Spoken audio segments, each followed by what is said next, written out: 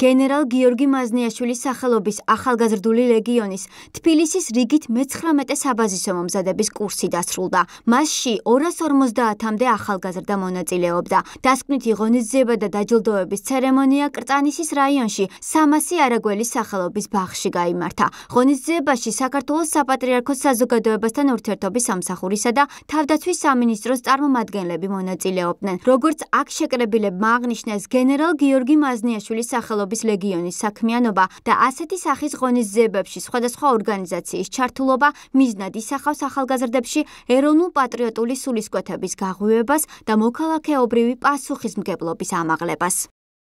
Უშაგო ბერს მარად, ეს არის ის დევიზი, რომლის ირგვლივაც ეს საოცარი ლეგიონი არის გაერთიანებული და ჩვენ გვინდა მათ მიმართ მხარდაჭერა გამოვხატოთ, ვინაიდან ხედავთ გულწრფელ, პატრიოტ, ნამდვილ ახალგაზრდებს, რომელსაც სამშობლოსათვის უძგერთ გული. ყოველთვის არა მხოლოდ ბრძოლაში, არამედ მშვიდობაშიც ძალიან დიდი მნიშვნელობა აქვს ადამიანმა შეინარჩუნოს ადამიანობა. სამყარო ცდილობს განძარცვოს ადამიანობისგან, მაგრამ ეკლესია ყოველთვის გვერდში დგას ადამიანთან, ღმერთი ყოველთვის აგულიანებს ადამიანს, რომ მან შეინარჩუნოს ადამიანობა, ადამიანური ფასეულობები და იგი დარჩეს ადამიანად რთულ და თქვათ მშვიდობიან დროშიც. ამიტომ ჩვენ ამიტომაც ვართ მათ გვერდში, ყოველთვის ერთის მხრივ წავახალისოთ ისინი.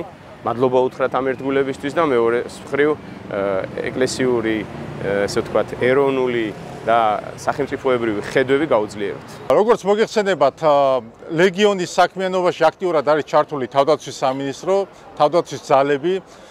ჩვენ გვაქვს ერთობლივი პროექტები, რომელსაც აქტიურად ვაასრულებთ და ვამუშავებთ ლეგიონის შემადგენლობასთან ერთად. ასევე ლეგიონის საქმიანობაში ჩართული არის საქართველოს საპატრიარქო, რითაც მინდა დიდი მადლობა გადაუხადოთ ჩვენ საპატრიარქოს. საერთოდ ჯამში ეს ყველაფერი მიმართულია იმისთვის, რომ ახალგაზრდები გაიზარდონ, ასე ვთქვათ, დაეუფლონ საკმაოდ მნიშვნელოვან უნარჩვევებს, რომელიც მომავალში მათ გამოადგებათ, რა თქმა უნდა, ყოველდღიურ საქმიანობაში.